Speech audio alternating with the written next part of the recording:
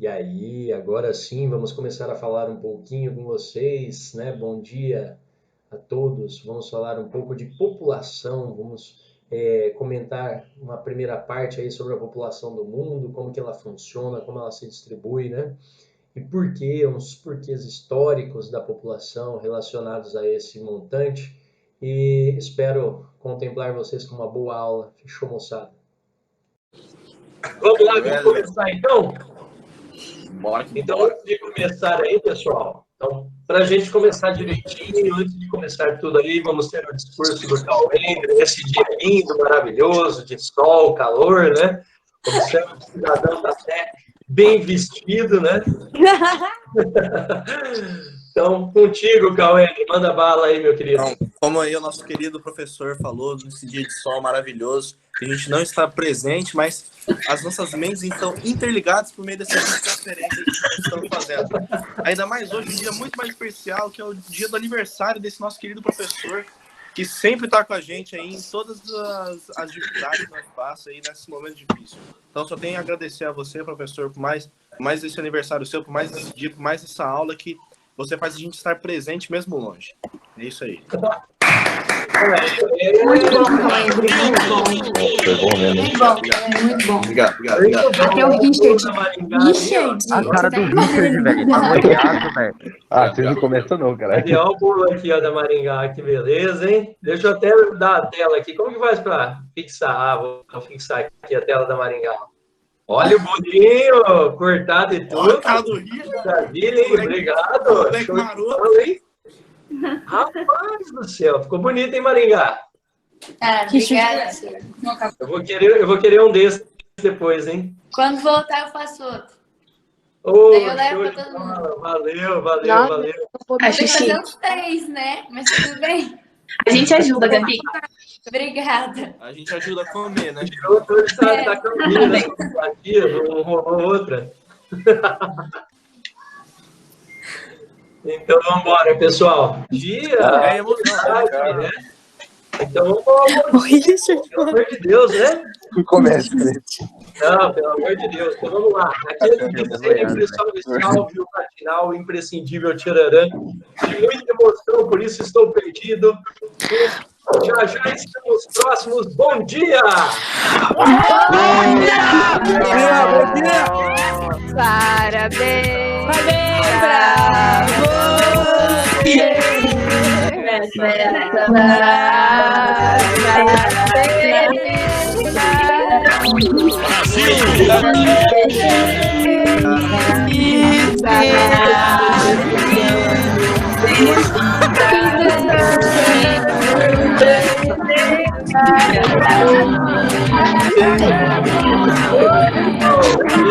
Valeu, Obrigado. show de bola. Com quem será? Já tô casado, Cauênder, obrigado. Ai, que droga! Não dá, Cauênder, já tô casado. Gente, ficou maravilhoso. Parabéns. Ficou. Nossa, super sincronizado. Melhor. Entendeu? Vou apresentar a tela aqui para vocês, então, e vamos embora. Vamos começar. O Giroto colocou 30 coisas diferentes, menos o parabéns que era para ele colocar. É a Petra!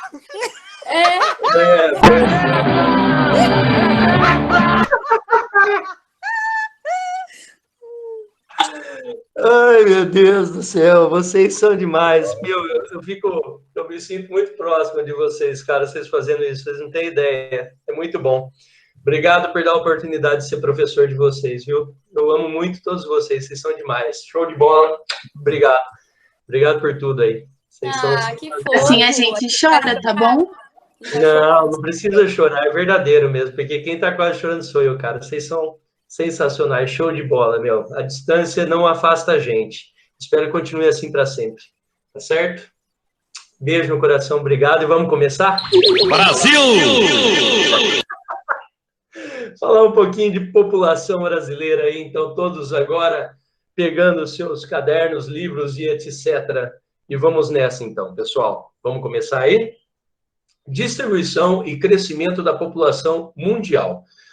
Corresponde à aula 40 e 41 de vocês, eu vou distribuir em parte 1 e parte 2, tá? Eu vou começar um pouquinho agora, terminar outro na próxima aula, beleza? Para ficar mais suave para vocês também. Então vamos lá, pessoal. Países desenvolvidos e subdesenvolvidos, eu vou começar por aí explicando para vocês essa questão populacional, beleza? Então vamos lá. Iniciando. Eu coloquei assim para vocês, ó, no planeta Terra, no caso, né? Os países desenvolvidos estão localizados geralmente ao norte, né? Então, na parte norte do mundo, geralmente encontra-se a maior parte dos países desenvolvidos.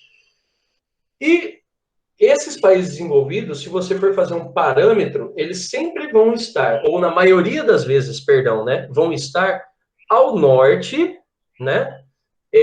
Dos países subdesenvolvidos. Traduzindo, os países subdesenvolvidos, eles estão localizados ao sul, né? Então, os países mais ricos geralmente ficam ao norte dos países subdesenvolvidos. A ideia básica é essa. Com base nessas divisões, né, nessa divisão que foi feita, ela é uma divisão mais antiga, ela é uma divisão da década de 80, tá? Países do norte, países do sul, né? São também denominados países do norte, e os países subdesenvolvidos são denominados países do sul, como eu acabei de falar para vocês. É esse mapinha tradicional, que vocês já estão carecas de ver esse mapa, conhecem ele, a divisão do mundo, em divisão norte-sul, países centrais, países periféricos, países desenvolvidos, países subdesenvolvidos, né?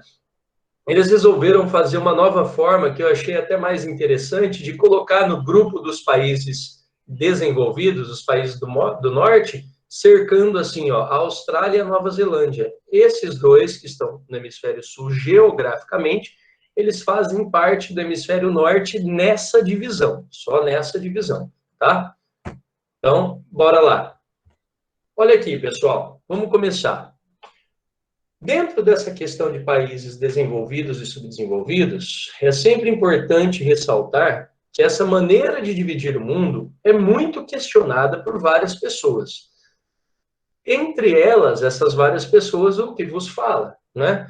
Por quê? Nós temos muitos países que são ricos, mas não necessariamente precisariam estar no norte, eles poderiam, inclusive, estar no sul. Tem muitos países ali dentro que eles são considerados ricos, né? São do norte, mas só que eles têm características de países emergentes ou países em desenvolvimento, tá? Então, não necessariamente era para estar ali, mas não dá para você fazer uma linha contornando todos os países e tirando. Por exemplo, eu posso citar para vocês a Albânia, né? A Albânia é um país que ela está em franco desenvolvimento. É um país que fazia parte da antiga União Soviética, do leste europeu, né? Não dentro da União Soviética, mas era aliado da União Soviética. Então, é interessante que vocês entendam que esse alinhamento do leste europeu com a União Soviética fez com que a região leste europeu se desenvolvesse menos do que a região ocidental da Europa, a região oeste da Europa, né, que a gente quase nunca fala oeste europeu. A gente sempre fala leste europeu, mas oeste europeu a gente quase nunca fala, tá?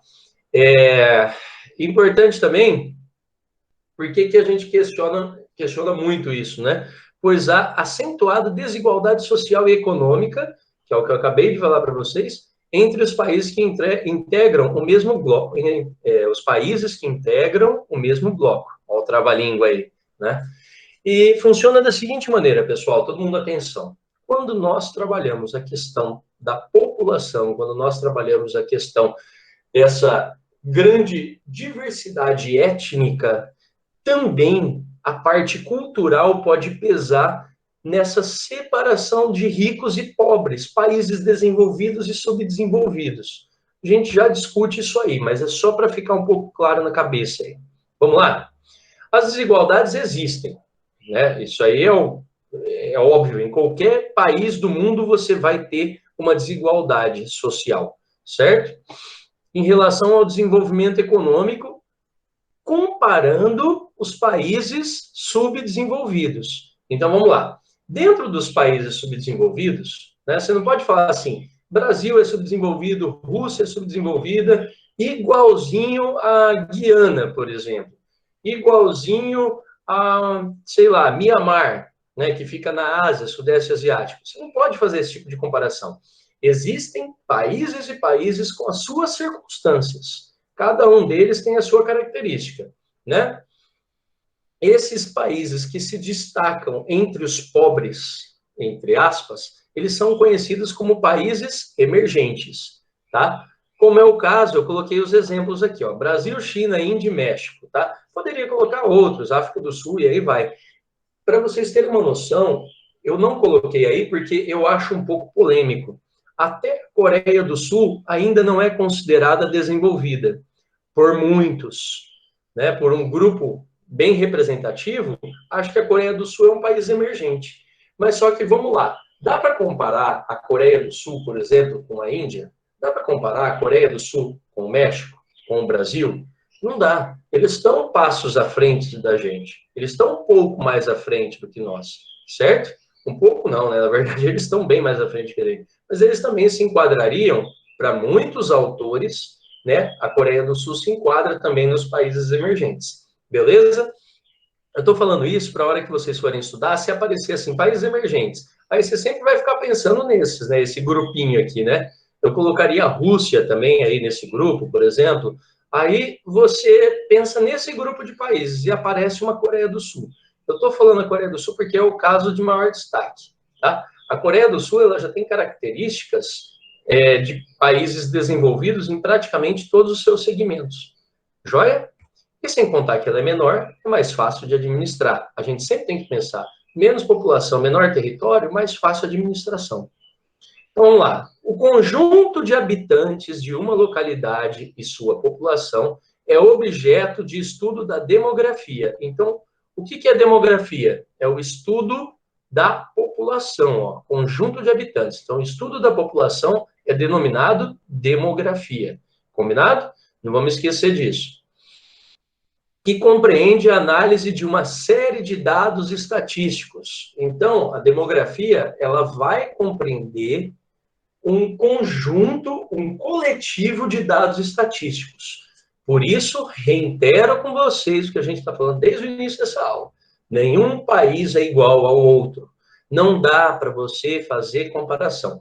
Quem faz comparação assim? Ah, é só comparar aqui na América do Sul. O Chile e o Brasil. Gente, não dá para comparar. O Chile tem 5 cidades importantes onde concentram quase 90% da sua população. 5 cidades. O Brasil tem 5.500 cidades. Não tem base comparativa. O processo colonial lá foi semelhante, não foi igual ao nosso.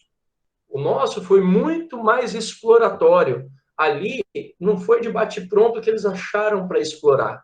Então, teve um processo mais de estruturação, um processo mais de povoamento do que no nosso país.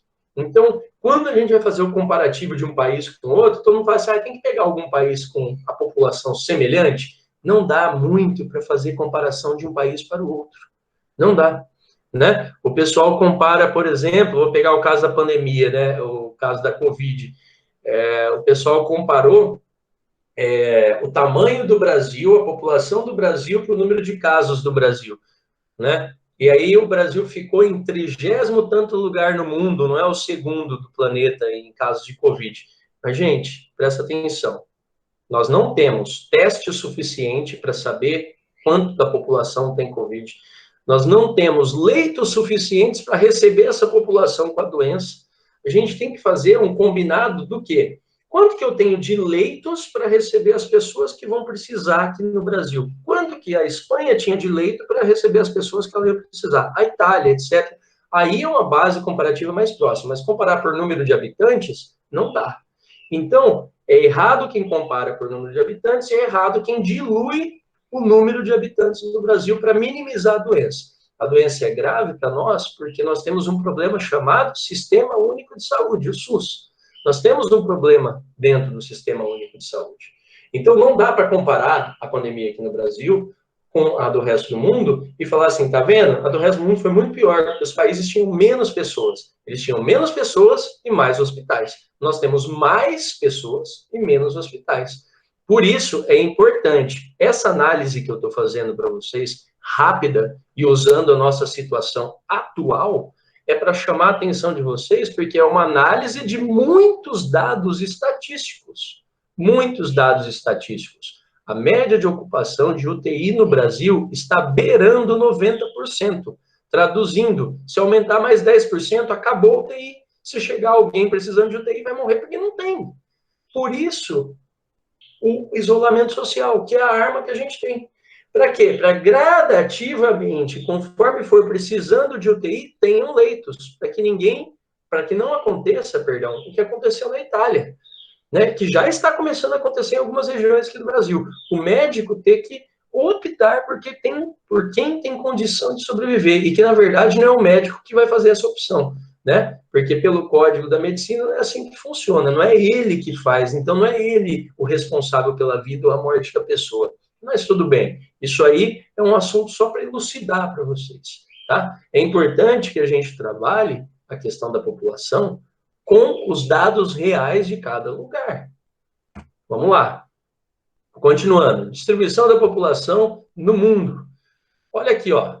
Total de habitantes no planeta superava em 2017 a 7 bilhões e 380 milhões de habitantes. Cara, é muita gente. São mais de 7 bilhões de habitantes. O mundo hoje, 2020, ele tem cerca de 7 bilhões e meio de pessoas, tá? Só para vocês terem uma ideia. Essa população não se distribuiu uniformemente pela superfície do globo. Então, eu fiz questão de colocar isso aqui em destaque, ó. A população não se distribuiu uniformemente pelo globo, por vários fatores. Existem muitos fatores que levam a isso. Nós vamos discuti-los em breve. Entre todos os continentes, o que concentra o maior número de habitantes é a Ásia. Então, é importante. A Ásia, pessoal, ela concentra mais da metade da população do mundo. São 6 continentes, para quem não lembra. 6, porque a Antártica também é continente, tá? E a América não se divide em 3 partes, nem em 2. A América é um só e tem a Antártica. Então, fica os 4 continentes com A: América, Antártica, Ásia e África. Um continente com a letra E, que é Europa, e um com a letra O, que é Oceania. Todos começam com vogais. Importante. São 6 continentes no mundo. O que me dá agonia de ver, por exemplo, eu acho que é no Discovery, no National Geographic e tal, eles colocam assim, os 7 mundos. Aí vamos explorar os 7 continentes. Eu falo, meu Deus do céu. Né? O cara me divide ali o mundo em 7 continentes e coloca ainda em programa. E detalhe, feito pela BBC de Londres, se eu não me engano, tá? Vocês podem depois me corrigir. Aquilo ali me dá uma agonia do tamanho do mundo. Pessoal, coloquei aqui para vocês, para a gente ter uma visão mais ampliada, né? Uma visão mais nominal sobre os países que nós temos. Então, vamos lá? Ó, o primeiro país, a primeira posição em número de habitantes no mundo registrados, atenção, registrados, porque muitos desses países têm dificuldade no registro de habitantes, tá? Isso aí não é estimativa, são pessoas registradas. Joia? A China, 1 bilhão e 300 milhões de habitantes, quase 1 bilhão e 400, vocês podem ver, né? A Índia, com 1 bilhão e 200, quase 1 bilhão e 300, isso em 2017. Ambos os países já ultrapassaram, a China ultrapassou 1 bilhão e 400, e a Índia hoje já ultrapassou 1 bilhão e 300 milhões de habitantes, perdão.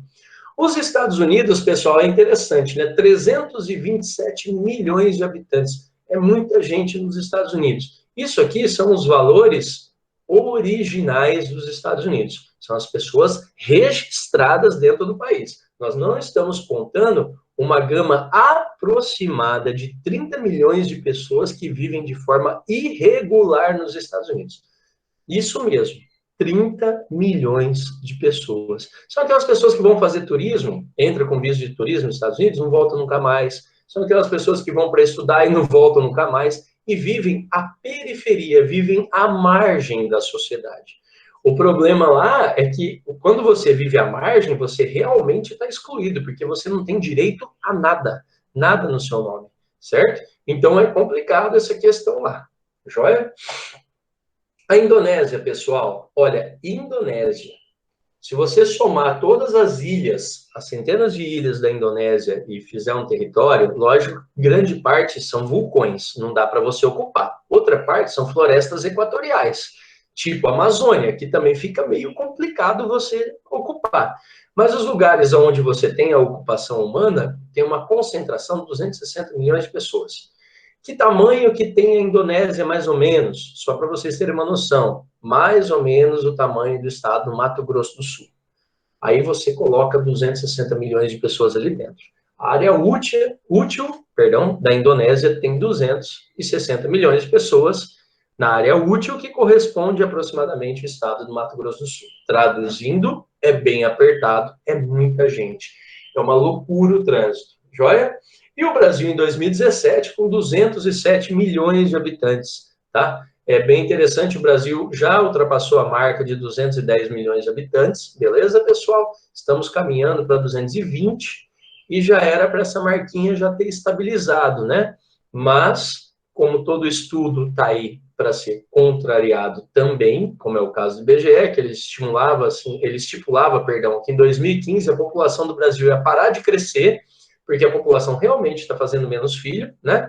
E ia começar a cair o número. Mas só que o IBGE acertou numa parte. A população do Brasil está parando de crescer, está tendo menos filho. Essa parte ele acertou. Mas só que as condições de vida no Brasil melhoraram, então automaticamente a pessoa está vivendo mais. Em breve nós teremos um saldo de mortalidade muito alto dentro do Brasil, porque essas pessoas estão vivendo mais, mas todo mundo tem um limite biológico. Na hora que chegar no seu limite biológico, esse monte de pessoas que estão acumulando vão morrer. Aí nós vamos ter uma queda brusca nisso aqui. Por isso que programas sociais que, vamos por assim, estimulem ou facilitem a vinda de um filho, se torna essencial. Hoje no Brasil nós temos menos de um filho por habitante. Mas a gente vai discutir o Brasil depois, tá? Menos de um filho por casal. E isso representa um perigo muito grande, né?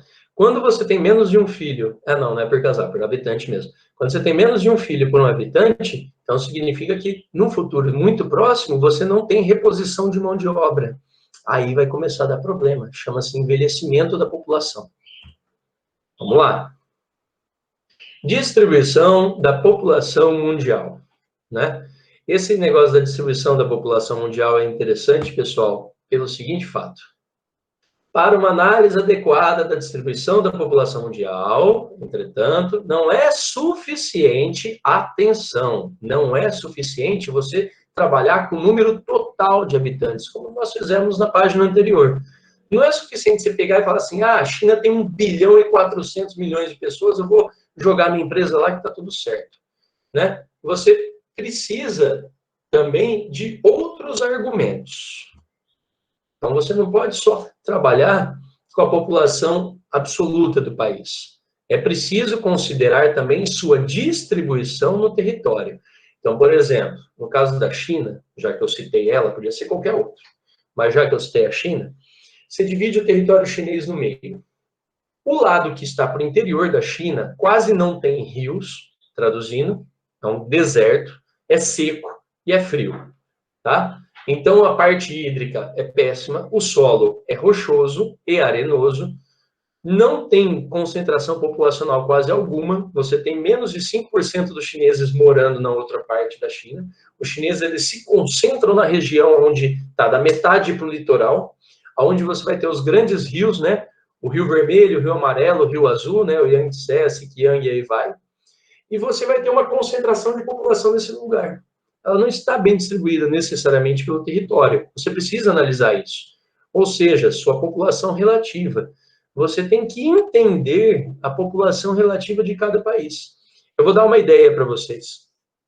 Singapura tem 1.300 habitantes por quilômetro quadrado. 1.300 habitantes por quilômetro quadrado em um país. E ele consegue funcionar. Leis rígidas, regras horríveis, muitas vezes desumanas, mas funciona. Funciona muito bem, é limpo. Você tem uma regra, por exemplo, que não pode mascar chiclete na rua. Você tem outra que você não pode ficar namorandinho na rua também, né? Porque tudo isso atrapalha o passeio que a gente chama é calçada, tá? Na geografia, passeio é calçada, não é dar um rolê, é passeio, é calçada. Atrapalha a calçada, atrapalha os lugares. Então, assim, o transporte público funciona para você evitar de ter carros e para fazer rodar esses 1.300 habitantes por quilômetro quadrado. Agora, vamos comparar com o Brasil? São 28 habitantes por quilômetro quadrado. De 1.300 para 28, cara, é muito grande. É muito.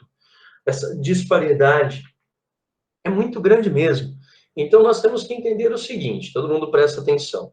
Nós temos o lado do Brasil, aí você fala assim, beleza, então o Brasil é um país bom para investimento? Depende.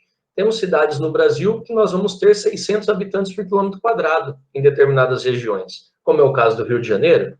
No Rio de Janeiro, nós vamos ter 600 habitantes por quilômetro quadrado em determinados pontos. Em São Paulo, nós vamos ter pontos com 400 habitantes por quilômetro quadrado. Não quer dizer que é bem distribuído. O brasileiro, ele fica numa faixa junto ao litoral.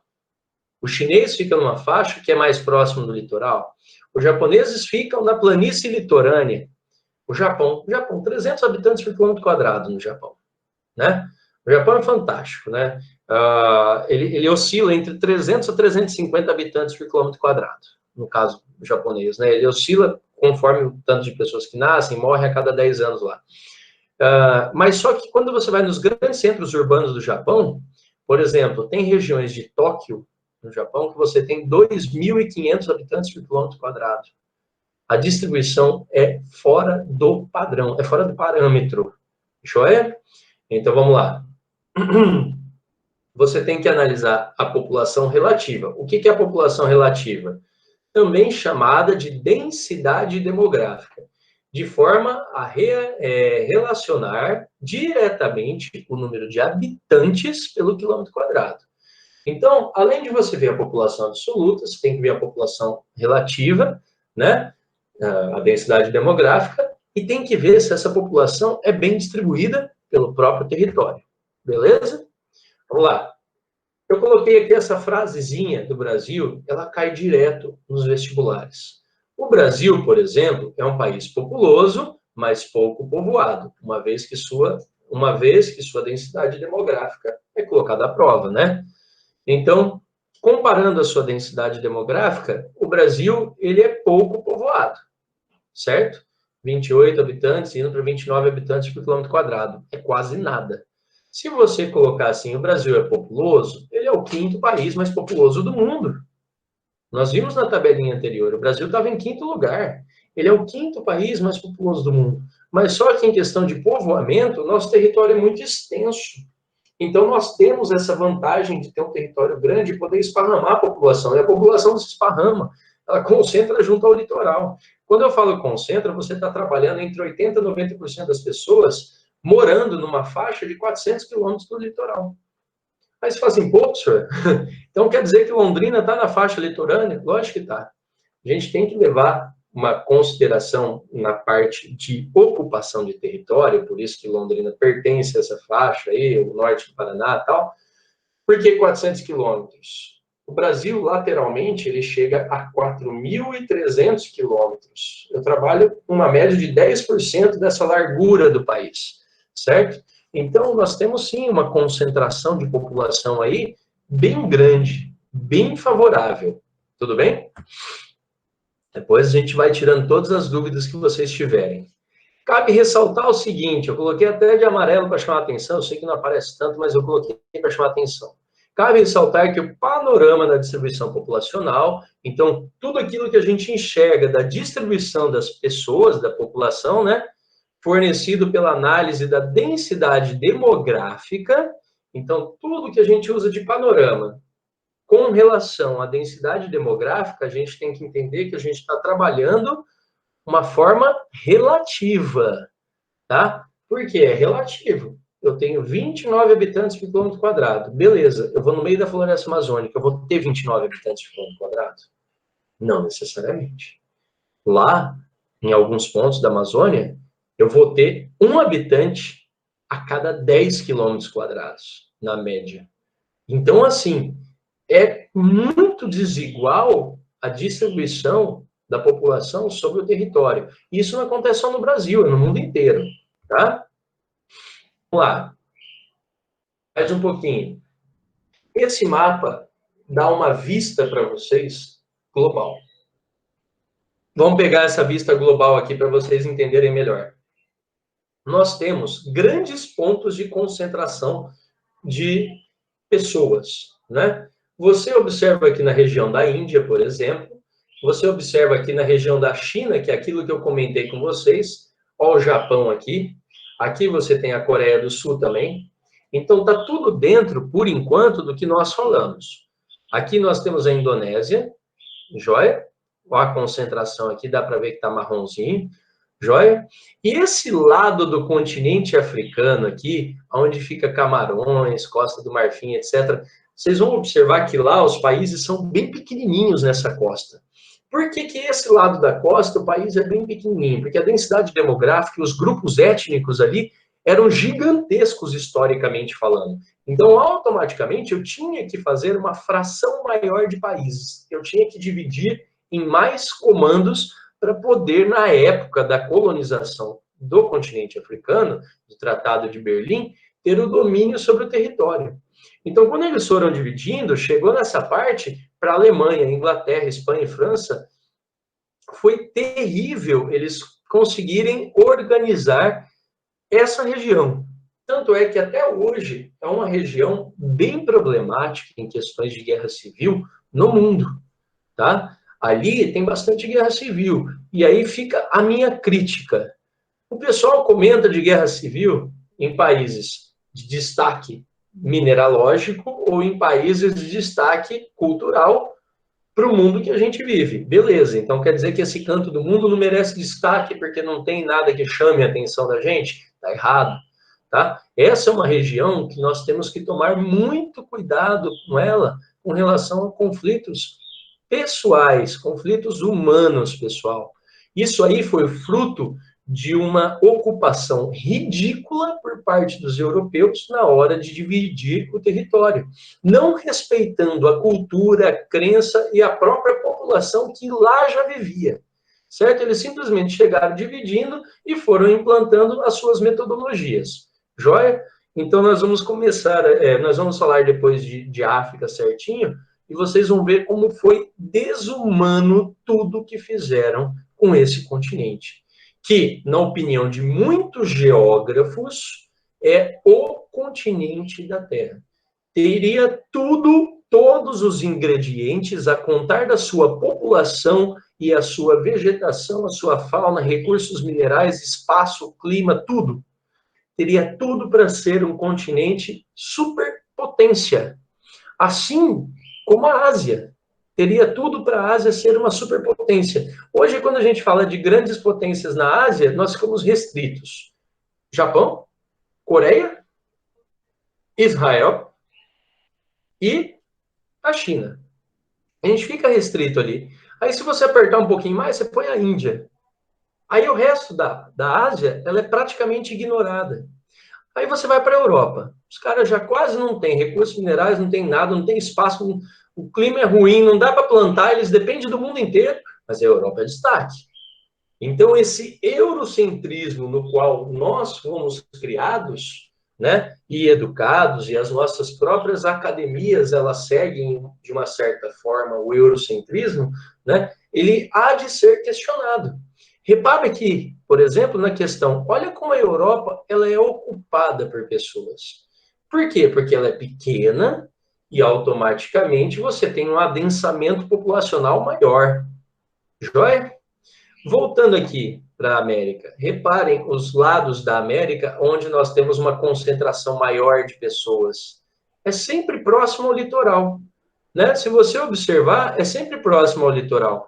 Você não vai ter aqui no centro da América, né, na parte central da América, um adensamento populacional muito forte.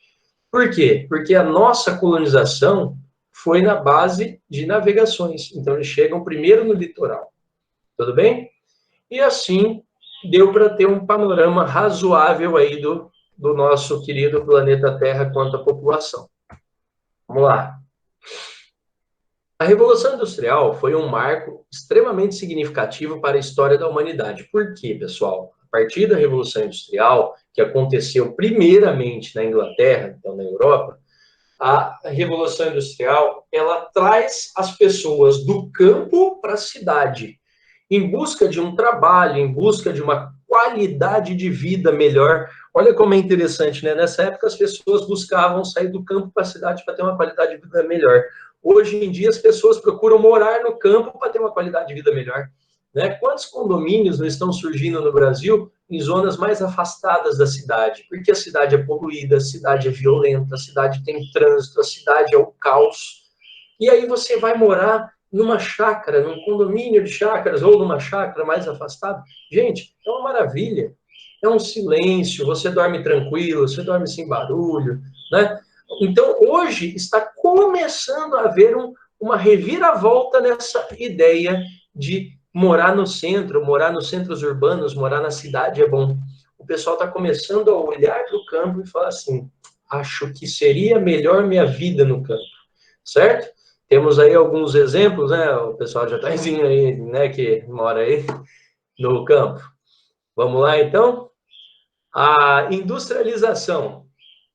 Industrialização e urbanização. Brincadeira, viu, gente? A industrialização e a urbanização são dois processos interligados, uma vez que a concentração das indústrias nas cidades atrai a população em busca de empregos e melhores condições de vida. Gente, reparem, eu fiz questão de colocar o melhores condições de vida entre aspas. Quem disse que eu vou ter uma melhor condição de vida morando na cidade? Não é assim. Às vezes, pessoal, eu vou destacar um negócio que acontece muito aqui para o Nordeste, sabe? Tem muita gente que prefere morar em cidades menores, porque é menos tumulto e tem uma qualidade de vida melhor. E realmente, isso está começando a acontecer aí na nossa região. Muitas pessoas estão optando por sair, por exemplo, de Londrina e morar em Biporã, sair de Londrina e morar em Cambé, para ter uma qualidade de vida, uma vida um pouco mais parada, um pouco mais tranquila, porque hoje o dia a dia ele consome demais a nós, ele consome demais as pessoas. Então a gente fica brincando aí, que nem eu acabei de brincar, cidade pequena e tal, mas só que cidade pequena tem sim o seu lado positivo, é a tranquilidade, né? Os pequenos centros urbanos quase rurais são os melhores quanto à qualidade de vida. Pessoas que têm problema de estresse, problemas cardíacos, problemas emocionais, cara, o médico fala, você tem condição de dar uma afastadinha aí, né, sair desse turbilhão de emoções que se chama centros urbanos, né, e ir para um lugar mais tranquilo? Então, fica aí a ideia, né, do que acontecia antigamente. Uma das consequências desse processo foi a mudança no crescimento natural, ou crescimento vegetativo, né, da população. Está aqui, ó, vegetativo das populações. O que é o crescimento natural? As pessoas começaram a desanimar de ter filho. Quando você morava no campo, você precisava ter uma gama enorme de filhos para eles trabalharem no campo com você. Então, e também, na época, não existia aposentadoria. Então, o que você fazia? Dá-lhe filho, coloca um monte de filho no mundo, porque quando eu tiver velho, quem vai cuidar de mim são os filhos. Hoje, as pessoas um pouco mais de idade, né, até mesmo, não só os avós, mas às vezes alguns pais de vocês, têm por hábito ficar colado em cima do pai e da mãe. E se você vai analisar esse histórico, não é só porque é pai e mãe e gosto muito do meu pai e da minha mãe, não é isso.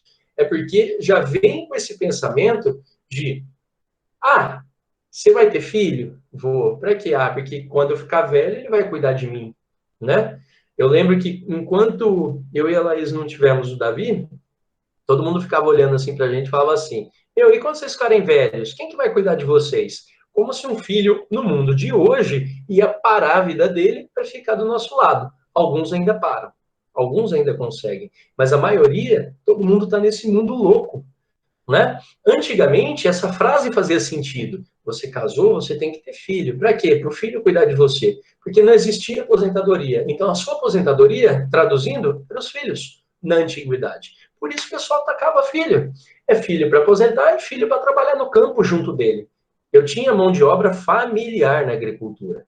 Beleza? Então, é importante. Ou seja, a diferença da taxa de natalidade a cada grupo de 1.000 habitantes, é importante isso, é sempre em grupo de 1.000 habitantes. Dentro de um grupo de 1.000 habitantes, quantos nasceram e quantos morreram? Esse é o meu crescimento vegetativo, tá aqui, ó, a cada grupo de 1.000 habitantes. Então, o crescimento vegetativo, ele nada mais do que você pegar o número de pessoas que nascem primeiro, menos o número de pessoas que morrem num grupo de 1.000. Como que funciona, certo? Tranquilo?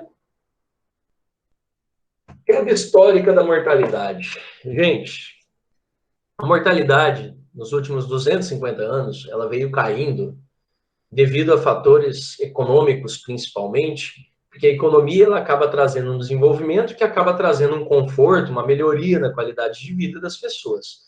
Então, eu fiz essa parte aqui para destacar para vocês quais são esses procedimentos, essas partes aí, ó.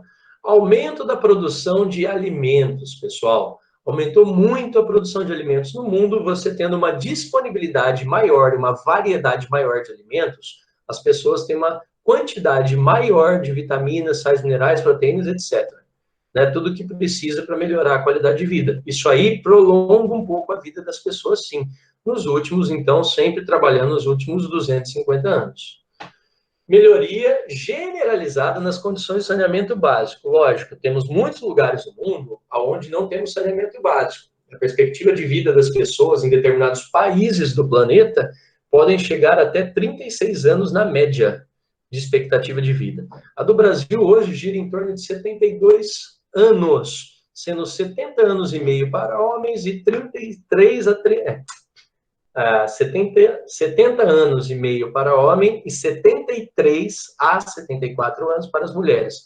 Sim, as mulheres vivem mais porque elas se cuidam mais. O homem é aquele negócio, carne com gordura, toma cerveja, não sei o quê, se arrisca no trânsito, né? O homem briga mais, então a taxa de mortalidade do homem é um pouquinho maior que da mulher. O homem, ele tende, inclusive, né, esses negócios de briga de rua, acidente de trânsito, acaba morrendo mais cedo do que o prazo. Por isso também que cai a idade do homem, certo? Só, já que eu falei de trânsito, né, eu gosto muito desse dado para trabalhar com vocês. Acidentes de trânsito causados por homem totalizam 86% no Brasil atualmente, tá? Isso aí em 2018 foi o último dado confiável que saiu. 86% dos acidentes de trânsito são causados pelos homens e apenas 14% causados pelas mulheres, tá? Principalmente os que envolvem, né, vítimas fatais. Então, parabéns, mulheres, vocês causam menos acidentes do que os homens, guardem isso, né? Antes de, quando tiver brincadeirinha aí, vocês lembrem desses dados. O crescimento urbano, o crescimento das cidades e o declínio da natalidade. Eu estou na cidade, antes eu estava no campo, eu precisava de muito filho. Agora eu estou na cidade, eu não preciso de tanto filho. Então eu tenho essa tendência a ter cada vez menos filho, né? Saída da população das áreas rurais. O pessoal deixou um pouco o campo. O campo na antiguidade, né? E até hoje, em determinados lugares, ele tem uma questão de dificuldade na saúde. Você está no campo, você teve um infarto, você mora a 40 quilômetros de estrada de chão da cidade, você infartou, até você chegar na cidade, acho que já era. Então fica complicado, tá? E mesmo se você voltar no tempo, o médico passava na casa das pessoas no campo, cada 6 meses, 1 ano, 2 anos. Então imagina você esperar 2 anos para ver se você tinha uma doença ou não, e mesmo assim o médico não era especialista, ele era um generalista, né? Então era bem complicado, tá, pessoal? Por isso que as famílias que têm a sua base, a vovó, o vovô de vocês, mas eu gosto muito da vovó, a vovó faz isso, né? A vovó sua que veio do campo, ela tem mania de tudo, ela tem um chá para solucionar a sua questão. Ah, você está com dor de cabeça? Toma chá disso. Ah, você tá com dor... Toma isso aqui. Ó, se você pingar limão, mel, açúcar, sal e pimenta, dá certo. Né? Faz uma mistura que levanta qualquer um, né? Aí é óbvio que vai dar certo. Mas essa é a questão do campo, porque eles não tinham a farmácia para buscar o remédio, então eles tinham que achar no próprio meio que eles viviam essa forma. Por isso que a sua avó é cheia de te enfiar chá quando você está com dor de alguma coisa, né? Ou as pessoas mais de idade também. Elevação no custo da criação dos filhos. Cara, isso aí desanimou pra caramba. Você vem pra cidade, o filho fica muito caro. né? Eu peço sempre, nós já fizemos isso, né? Também, quanto vocês custam? Né? Quanto vocês custam por mês para os seus pais? Nós já pontuamos isso já, né? Já colocamos isso no papel. Vocês viram, na nossa região, a média, segundo o IBGE, é R$ 2.300 por filho. Cara, é muito alto. Não é todo mundo que tem R$ 2.300 para cuidar basicamente de um filho. Isso é básico, tá? Lógico, tem filhos que são criados com menos que isso? Tem, mas aí não são as condições devidas, né? É óbvio. Redução no número de casamentos em idades precoces. Antigamente era muito comum você casar. Você casava ali 14, 15 anos de idade, 16 anos de idade, você já estava casado, você fugia para casar, né? Porque tinha casamento arrumado e você não queria com aquela pessoa, queria com outra, você fugia com ela de madrugada. A minha avó mesmo, ela fugiu da Bahia com meu avô, que era do Piauí, e vieram para São Paulo para se casar desde pequeno e tal. Então, a minha própria história de família é assim, né? Eles não queriam casar com quem estava prometido lá e vieram para cá. Então, é bem interessante, né?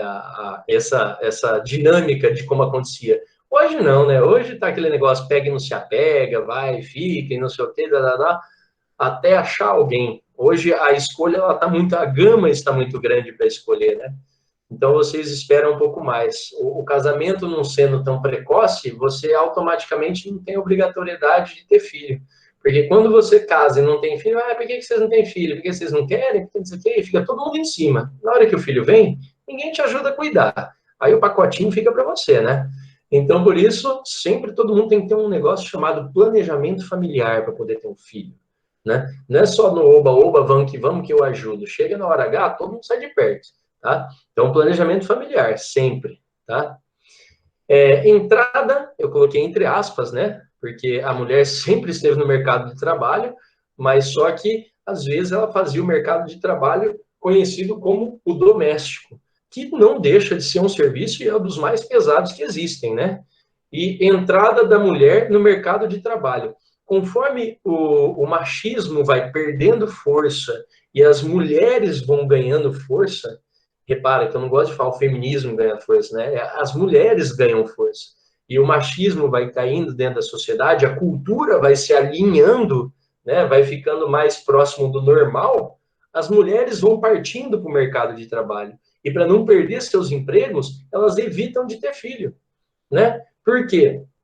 Até hoje, infelizmente, nós temos um lance ridículo, né, relacionado a isso, que é um preconceito, é uma forma de preconceito. Tem lugares que não gostam de empregar mulheres, ainda mais mulheres que estão recém-casadas ou que ainda não casaram. Porque fala assim, a hora que ela casar, ela vai ter um filho, ela vai ficar 4 meses longe do trabalho, eu vou ter que bancar ela e bancar outro funcionário. Ainda tem gente com a cabeça pequena desse jeito que pensa dessa forma, tá certo? Mas, vamos lá, mulherada, estamos que estamos. Transição demográfica, pessoal. A transição demográfica consiste na passagem, né? Presta atenção, esse aqui, eu fiz essa frase da forma mais sucinta possível, né? A transição demográfica consiste na passagem de uma situação populacional alta, vamos por assim, marcada pela existência de uma baixa taxa de crescimento vegetativo. Então, eu estou aqui, ó, um monte de gente nascendo, um monte de gente morrendo, aqui em cima. De repente, eu tenho a transição demográfica para uma queda. Cai o número de pessoas que nascem, também cai o número de pessoas que morrem. Aí eu tenho uma outra queda, que seria a terceira fase. De novo, cai o número de pessoas que nascem, também cai o número de pessoas que morrem. E aí eu tenho uma queda com estabilização, que é a quarta fase. A gente já vai ver esse gráfico, eu vou explicar isso para vocês direitinho. Eu fiz questão de colocar isso aqui, ó, a evolução do crescimento vegetativo. O que é? O número de mortes, né? Número de nascimentos menos o número de mortes, né? Olha só que interessante. Nos países desenvolvidos, a taxa de natalidade, em 1950, era de 25%. Por mil, perdão. Esse aqui é por mil, esse símbolo, ó. Se colocar um umzinho aqui, fica 1000. Se você tirar esse zero e colocar um umzinho aqui em cima, fica 100. Então, porcento, no caso aí, por 1000. Joia? Então, quando eu estou trabalhando essa questão de por 1000 aí, vamos lá. 25 por 1000 em 1950. Nos países desenvolvidos, a taxa de natalidade no ano de 2010 caiu para 10%, 10 por mil, perdão. A taxa de mortalidade nos países desenvolvidos, ela sempre foi estável, repara. Ela sempre foi muito próxima, bem próxima mesmo, tá? E consideravelmente baixa, 11% e 10%. O crescimento vegetativo, então, em 1950 era de 1,4, hoje é de 0,03. Preocupante pra caramba. Traduzindo esse número aqui, ó, de crescimento vegetativo, 0,03. Só tem velho. O pessoal não está fazendo filho, não quer ter filho. Filho é caro, filho atrapalha. O pessoal não está afim dessa questão. Então, repara isso no país desenvolvido. Vamos fazer aqui do nosso rapidinho. Taxa de natalidade, países subdesenvolvidos. Eu falo nosso, mas o Brasil tecnicamente também não se enquadra. O Brasil está mais perto desse do que desse, tá? Mas taxa dos países subdesenvolvidos. Na época, 42 por mil.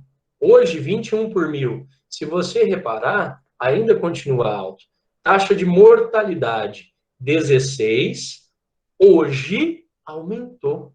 Nossa, peraí. Aumentou? Por que se deu isso? Aumento da desigualdade social. Aumentando a desigualdade social, você tem um aumento na taxa de mortalidade por vários fatores. Fomes, guerras, brigas, desentendimento, questões políticas, religiosas, falta de distribuição de alimento, má distribuição de saneamento básico, água que falta, enfim. Eu posso enumerar várias coisas com que fizeram que esse número aumentasse. Importante isso. E a média que nós temos do crescimento vegetativo antigamente é de 2,5% de crescimento populacional, né? Aqui é porcento. E hoje nós temos uma média de 1,32%. Isso aí, em números de filho, representa quase 2 filhos por família, tá? Quase 2 filhos por família. O Brasil, ele está no 0,7%. 0,79, blá, blá, blá, né? 0,7, quase 0,8 aqui do Brasil, não 0,03, tá? Então, por isso que eu falo que o Brasil está mais perto daqui do que daqui, nessa questão. E aqui, pessoal, para fechar com vocês, o gráficozinho que eu prometi. Fase 1, fase 2, fase 3, fase 4. Nós temos as 4 fases aqui. Pré-transição, transição e pós-transição. Está bem desenhado para vocês pegarem aí o print para quem precisar, tá? Bom, vamos lá. A curvinha azul é a natalidade. A curvinha vermelha, é vermelho isso aqui, né, que eu não estou enxergando direito, é vermelho. É mortalidade. A verde aqui é o crescimento da população, joia? E a roxa é a população total. Então, é fácil de entender. Nós temos aqui, ó, intercalando entre maior taxa de natalidade, menor taxa de mortalidade, e assim vai. De repente, quando passa o primeiro período, quando passa a primeira fase, para a segunda fase, nós temos uma estabilização e um começo de queda no crescimento da população, da natalidade. E nós temos já uma queda, uma ligeira aqui, ó, bem no início, uma ligeira estabilidade e uma queda na mortalidade. Isso vai proporcionar o aumento da população, porque está morrendo menos e ainda continua nascendo gente. Então, você observa que a distância entre nascer gente e morrer está grande. Traduzindo, ele ainda continua, né, o aumento da população. A mortalidade entra na terceira fase caindo. E do meio para frente, ela começa a estabilizar.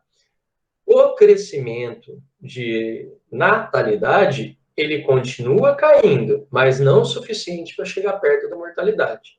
Ao final da terceira fase, ele fica bem próximo. Joia? E na quarta fase, vocês vão observar que eles estão andando de novo em comunhão. Mas só que aqui embaixo, está nascendo menos, automaticamente está morrendo menos. Então, o crescimento, ele está um pouco desacelerado. Esse aqui é o crescimento, ó. O crescimento vinha aqui, bonitinho. Aí o crescimento vegetativo na segunda fase, ele aumenta, conforme eu falei para vocês, que aumenta a distância de um para o outro. A distância entre eles estabiliza, o crescimento começa a cair junto com eles, porque está estável. E aqui o crescimento anda junto deles, porque está próximo de uma estabilidade, só trocando os lugares. E o número da população aumenta. Aí você fala assim, por que a população está aqui em cima? Simples. Antigamente você vivia até 35, 40, 45 anos. Hoje a média da população mundial é 68 anos. Traduzindo, você nasce, mas você não morre, você vai morrer mais tarde, né? Você demora um pouco para morrer. Então é essa a questão aí da transição demográfica. Beleza, gente? Então, muito obrigado pelos parabéns, adorei, show de bola, cara, fiquei emocionadão, gostei muito, vocês são demais. Quanta emoção, hein? Esses parabéns aí, foi danado, show de bola. Obrigado, mesmo à distância aí, eu queria agradecer a todos que participaram da aula, vocês são espetaculares. Obrigado pela surpresa, obrigado pelo bolo, obrigado por tudo aí. E nunca é demais, né? Se inscreva no canal, tá? Opa, é aqui desse lado, né? Para se inscrever no canal. Aqui do lado também você tem as opções, playlist e uns vídeos sugeridos para vocês. Aproveitem, compartilhem, assinem, ativem o sininho e assim sucessivamente. Beleza, Sara? Valeu, então, obrigado. Muito obrigado pelos parabéns. Show de bola. Até mais. Tchau, tchau, povo.